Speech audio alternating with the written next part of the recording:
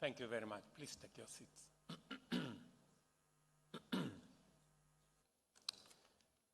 Your Excellency, Denis Sassou Nguesso, President of the Republic of Congo. Your Excellency, Emmerson Mnangagwa, President of the Republic of Zimbabwe. Your Excellency, Paul Kagame, President of the Republic of Rwanda. Your Excellency, Hassan Sheikh Mohammed, President of the Republic of Somalia. Your Excellency, Mohammed Yunus Memfi, President of the Presidential Council of Libya. Your Excellency, Mohammed Musa Faki Mahamat, Chair of the Africa Union Commission. Your Excellency, Evangelist Akiwumi Adesina, President of the Africa Development Bank.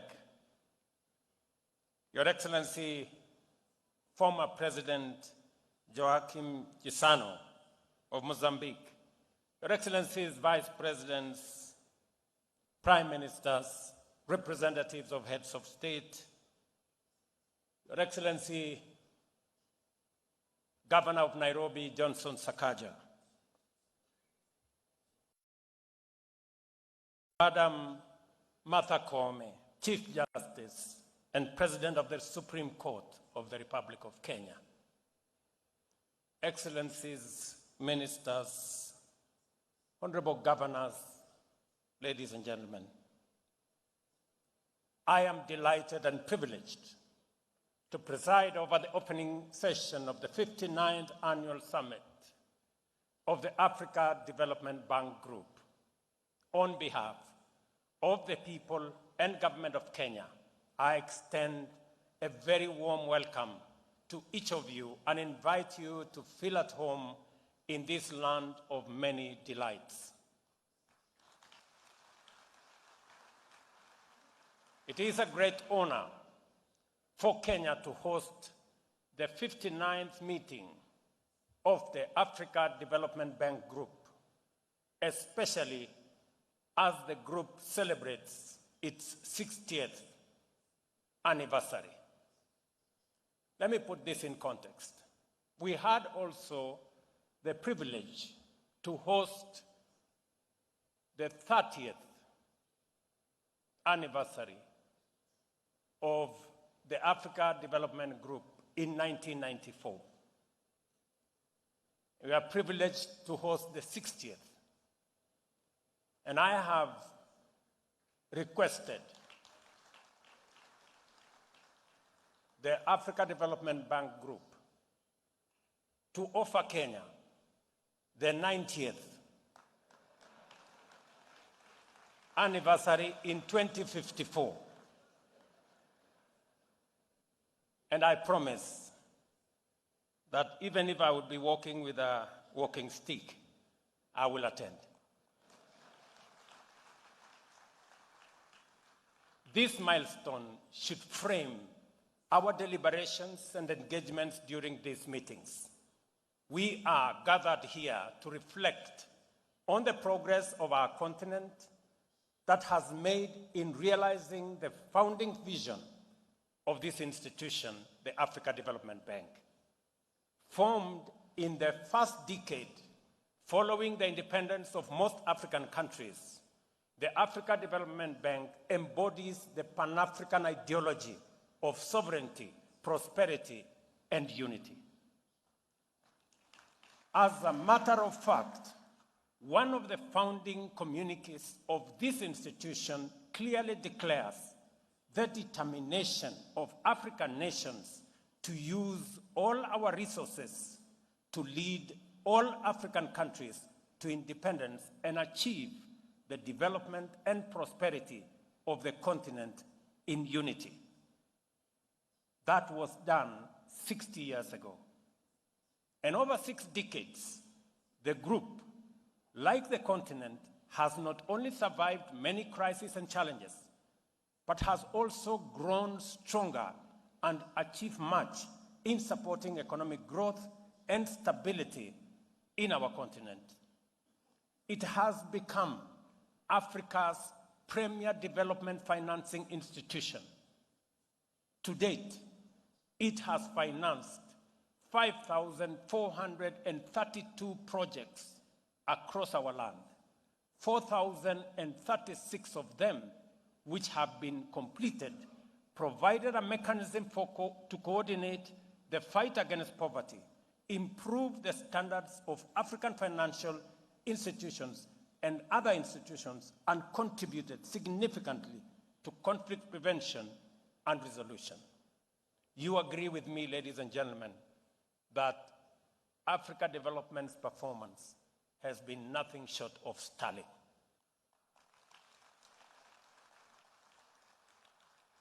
I think they deserve a better round of applause.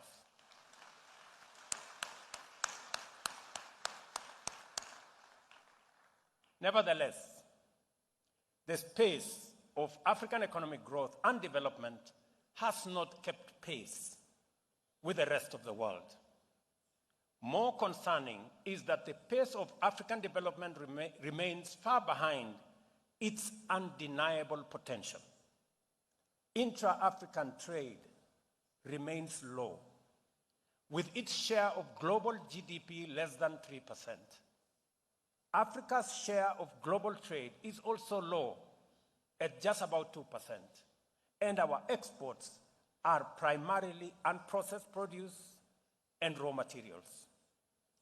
Not surprisingly, the rates of poverty and unemployment are still high on our continent. The vulnerabilities arising from this situation undoubtedly contribute significantly to conflict, economic refugees, and in this age of frequent extreme climate shocks, climate refugees. There is tremendous urgency in developing and implementing transformative interventions to turn things around for our continent, our countries, and our people. I am confident that this sense of urgency resonates very strongly amongst African leaders, and I am encouraged that we are not just doing something about it. We are actually making very good progress. Our continent is growing at the world's fastest rate, exceeding the global average of 3%, and 11 of the world's fastest growing economies in 2023 were African countries. We were told that by Adesina. Between 2000 and 2002, Africa's real GDP increased at an annual rate of 4.3%, well above the global average of 2.9%. 7 of the 10 world's fastest growing economies were in this continent of Africa. The Pan-African Economic Integration Agenda has finally taken off. Our regional economic blocs are vibrant and effective, while the African Continental Free Trade Area has come into effect and already made a huge impact.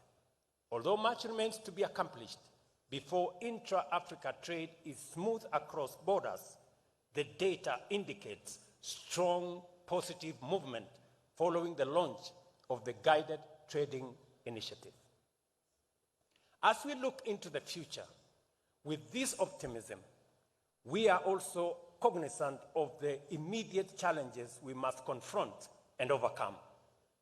Africa faces multiple serious challenges, including geopolitical risks, the broader effects of armed conflict, the COVID-19 pandemic and its effect, disruptions in the global supply chains, and persistent extreme weather due to climate change and macroeconomic instability. To compound this crisis, the economies of the continent continue to bear the burden of rising costs of servicing huge national debts, caused in part by high global interest rates and, of course, external shocks. I am, however, confident that the strong positive response by African leaders and nations to the Africa Union Agenda 2063 signals our collective intent to undertake radical transformation of African economies, achieve sustainable development goals, and unite our people in prosperity. We have what it takes to succeed, and current activities show movement in an encouraging direction. To achieve this transformation, a consistent commitment of substantial resources is required to invest in infrastructure, industrial capacity to deliver rapid growth.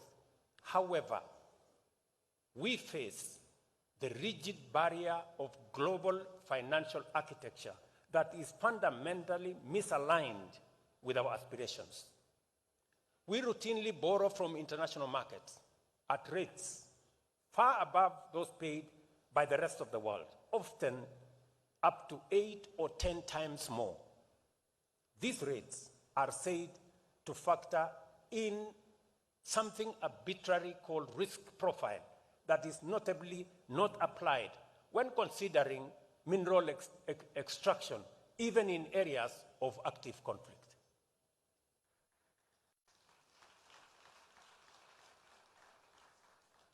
It is safe, we are told, to mine in places where there is conflict, but it is risky to lend to African economies.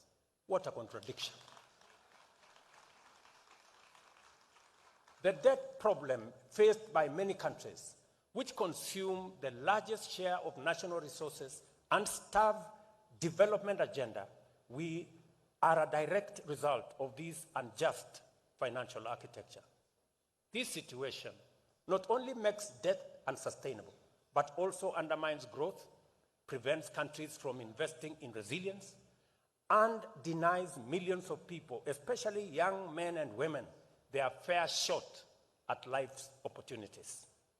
Africa remains most vulnerable to the effects of climate change, as evidenced by recent devastating floods, for example, in Kenya, and drought in Southern Africa, from which we are still working to recover, as well as other climate-related disasters across the continent.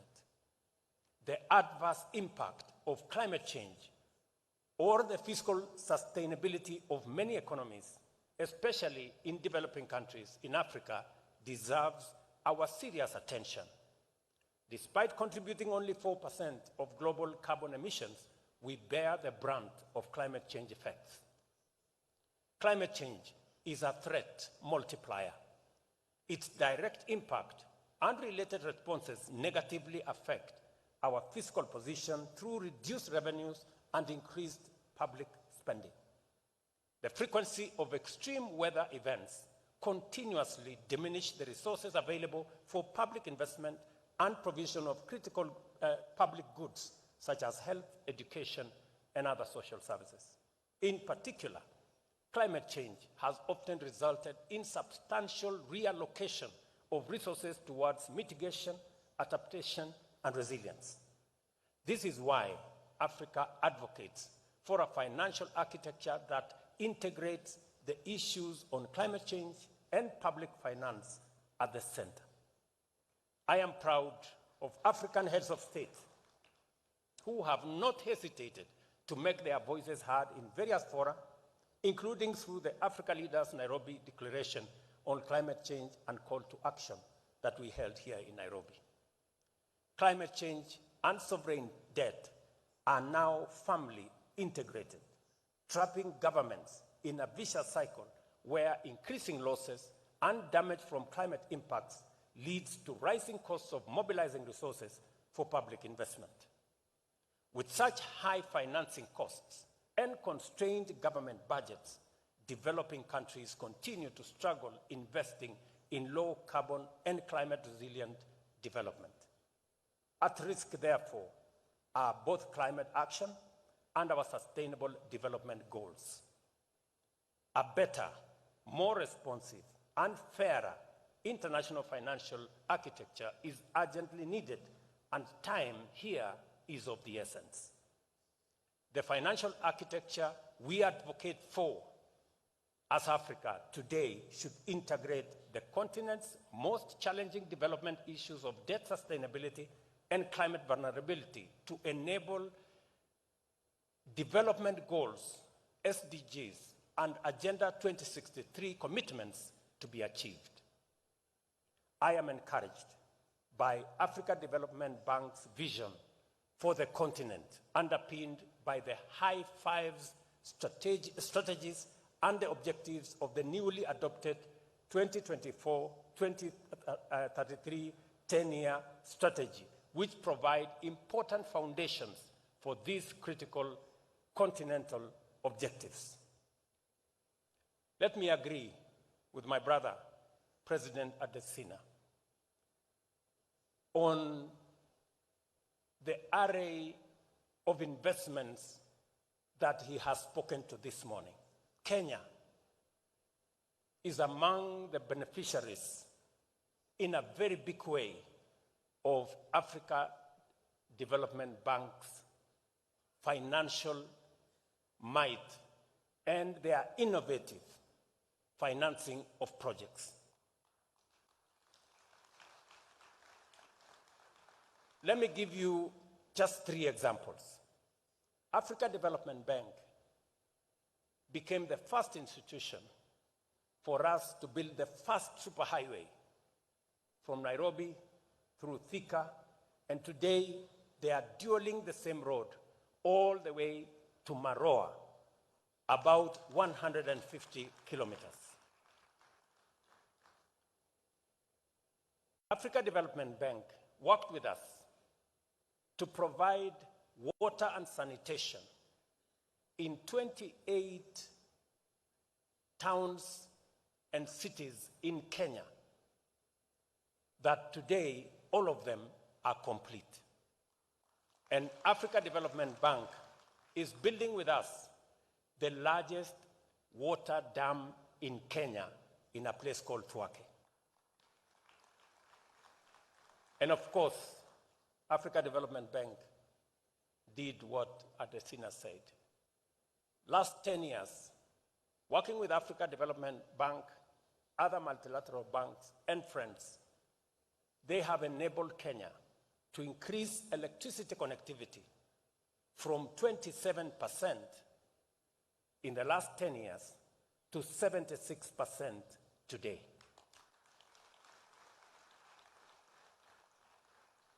We have been clear and consistent in our advocacy. Africa is neither seeking handouts nor asking for charity. We are a continent of sovereign people who aspire to grow in a just multilateral system and access development financing on fair terms. Ladies and gentlemen, that is not too much to ask. We were clear at the Africa Climate Summit last year when we called for reforms of the international financial institutions and a range of new global taxes to fund climate action. We were clear at COP28 in Dubai last December when we once again emphasized the urgent need to mobilize investment for climate transition in developing countries from public and private sources globally. We also agreed to support the creation of markets that can mobilize resources at scale and called for the reform of the international financial architecture. Today, we assert that transforming the international financial architecture is an imperative that will give Africa a fair chance to turn its immense potential into opportunities to overcome multiple challenges and develop inclusively and sustainably. I take this opportunity to reiterate my call at the recent concluded IDA 21 summit here in Nairobi, that we appeal for a substantial 17th replenishment of the Africa Development Fund by at least US $25 billion to increase its capacity to continue providing concessional financing to the least developed African countries. We therefore call on our donors and development partners to scale up their investment in our continent's premier development financial institution, the Africa Development Bank. To further strengthen the capacity of our multilateral development institutions, we strongly support the proposal to rechannel special drawing rights through the Africa Development Bank as endorsed by the Africa Union's Assembly of Heads of State and Government. And because we must believe in ourselves for others to believe in us, and we must invest in these institutions for others to invest in them, Kenya has made the decision that over the next 3 years, we are going to invest $100 million in enhancing our shareholding in Africa Development Bank, Afri-Exim Bank, and Trade Development Bank.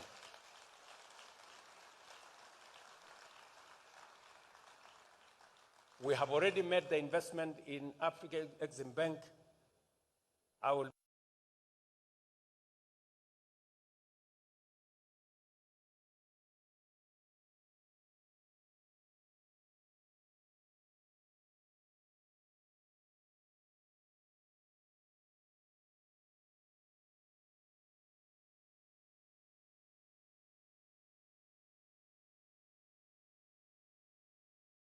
discussing with my brother.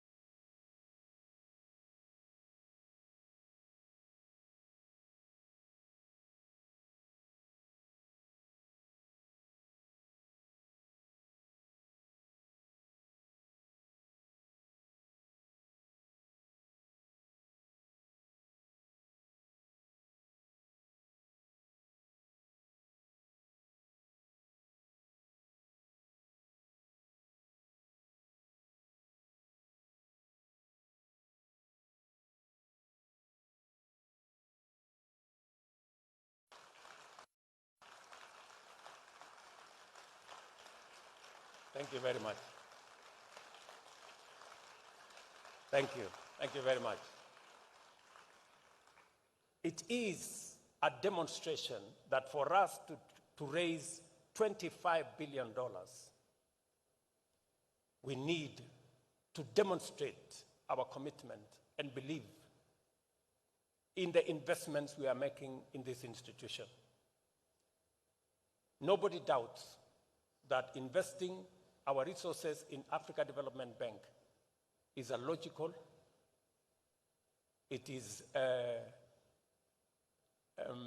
profitable investment.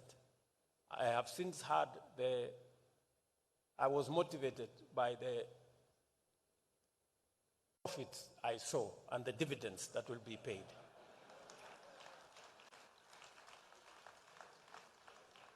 And I think it's a very worthwhile investment. I want to encourage public and private entities to equally invest. I promise you it is a worthwhile investment. Given the glaring shortcomings of the current climate financing ecosystem, we need to fundamentally reconfigure prevailing financing patterns and adopt more innovative financing structures that eliminate access barriers. I commend the Africa Development Bank Group for developing innovative financial instruments tailored to our continent's unique needs. These instruments are more ambitious in financing and are our significant development projects, including heavy investments in smart agriculture and clean energy generation.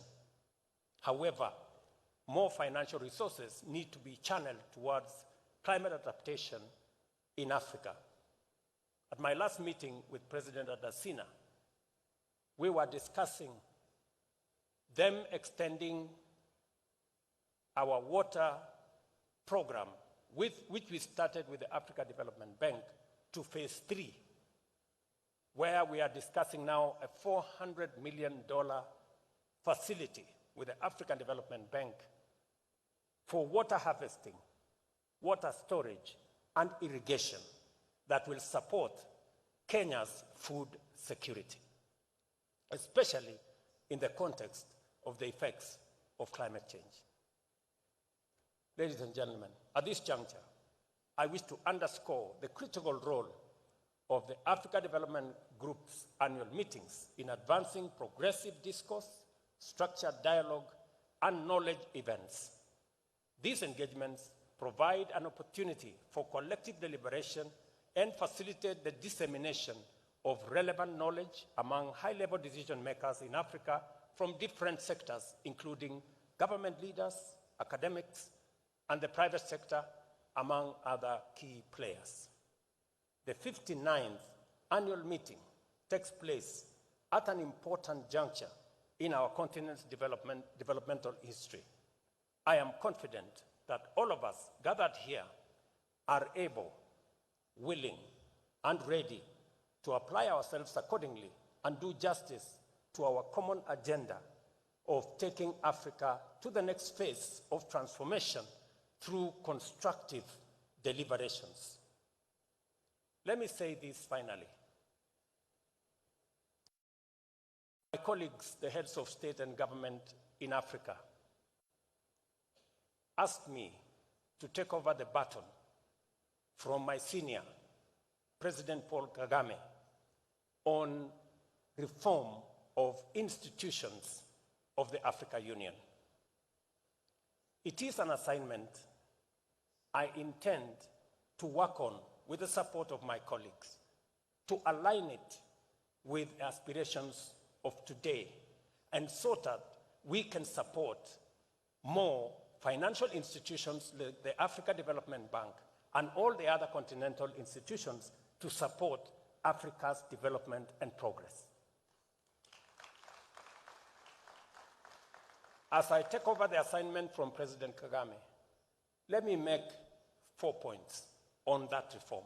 Number one, we will be proposing that the Africa Union Commission, the executive, be given sufficient power to be able to prosecute Africa's economic diplomacy,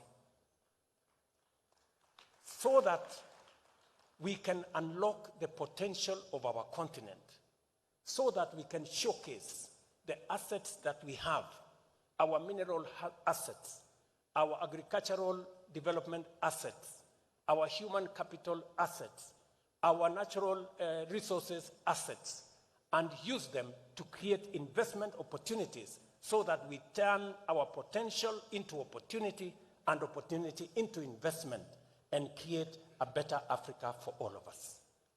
Number two, to make Africa Union a fit-for-purpose organization to take charge of the consolidation of the African market through the Africa Continental Free Trade Area.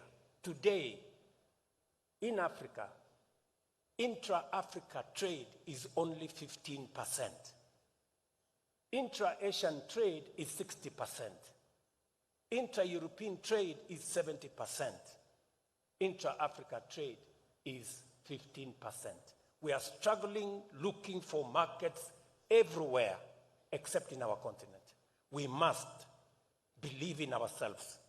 We must first sell to the market that we have in our continent. It is the silver bullet. And it is what is going to increase the contribution of trade from Africa from 2% to the next level. Number three, we must make Africa Union fit for purpose to secure this continent. The Africa Union must take charge of our peace, security, and stability. The African Union must make us solve the problems of conflict and war in our continent. We cannot progress as a continent if there is war in Sudan, there is trouble in Somalia, there is problems in DRC, there is problems in the Sahel. We must take charge of our security. We must take charge of our stability, and African Union must step forward to be counted to provide that cover. And finally,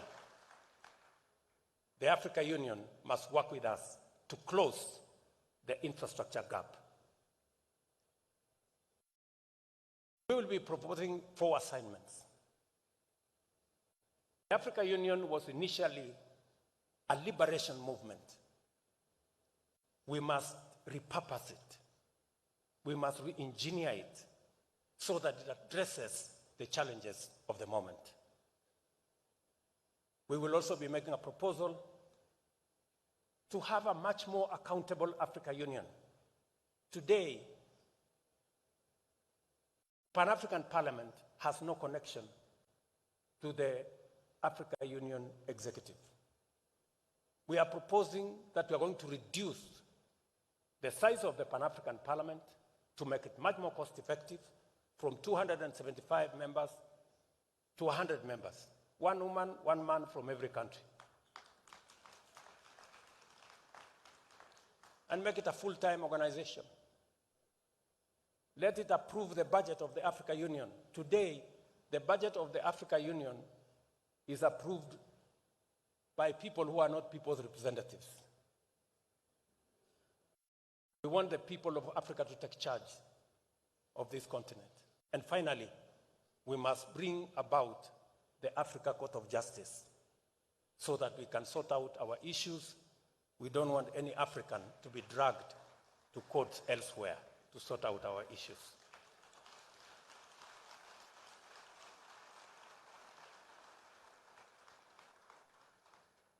We need something short of a revolution to have a good organization for ourselves. I look forward, ladies and gentlemen, to the output of these meetings, and I am optimistic that your recommendations for reforming the architecture of the global financial institutions will be as radical and as ambitious as the AU's Agenda 2063. Your participation here promises viable solutions to enable our countries mobilize sufficient resources to close Africa's development financing gap and accelerate our structural transformation across the continent. Ladies and gentlemen, the 59th annual meeting of the Africa Development Bank Group is now officially opened. I thank you.